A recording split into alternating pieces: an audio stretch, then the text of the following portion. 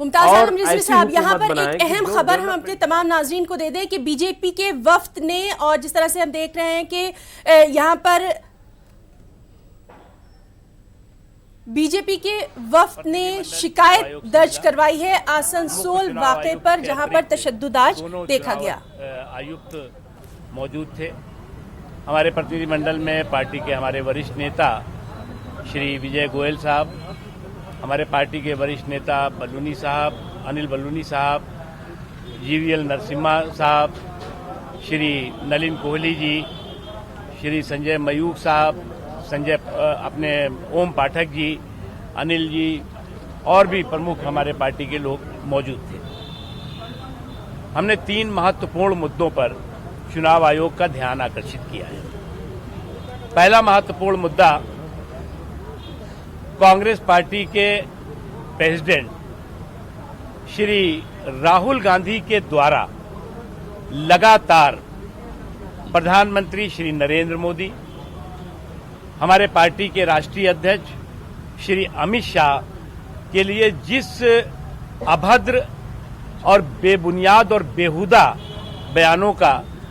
अलग अलग जगह पर दिए गए हैं, वो न केवल आदर्श चुनाव आचार संहिता का उल्लंघन है, बल्कि रिप्रेजेंटेशन ऑफ पीपुल्स एक्ट के तहत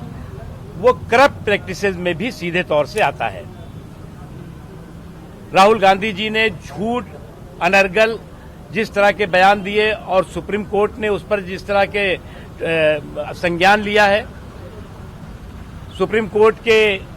फैसले का हवाला देकर के उन्होंने जिस तरह से राहुल गांधी जी ने प्रधानमंत्री को चोर कहना, प्रधानमंत्री को अपराधी कहना, और उसके बाद अभी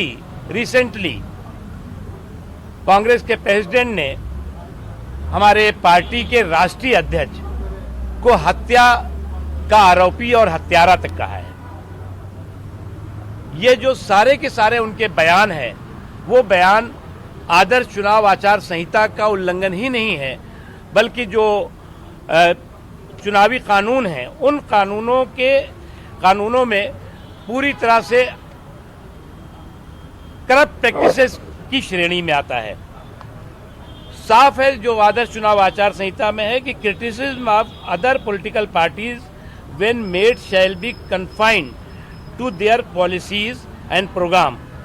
past record and work. Parties and candidates shall refrain from the criticism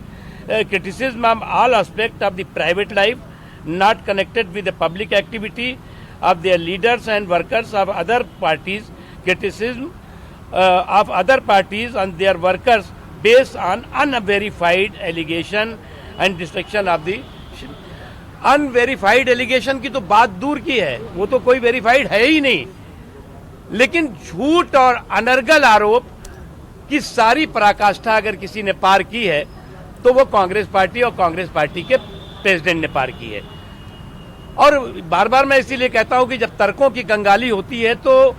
व्यक्ति कुतर्कों का मवाली बन जाता है। और आज कांग्रेस पार्टी